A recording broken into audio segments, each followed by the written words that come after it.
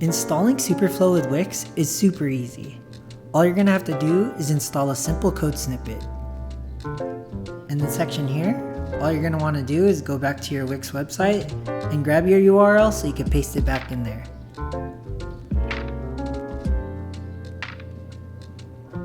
Then copy the code snippet on the next page. Back in your Wix dashboard, you're going to go down to Settings, and then you're going to go down to Custom Code. From here, you're going to go to Body End, and then click Add Code. Now paste your code snippet here, where it says paste your code snippet here. Now go back and edit your site. Now click on the Publish button and make sure your changes are live.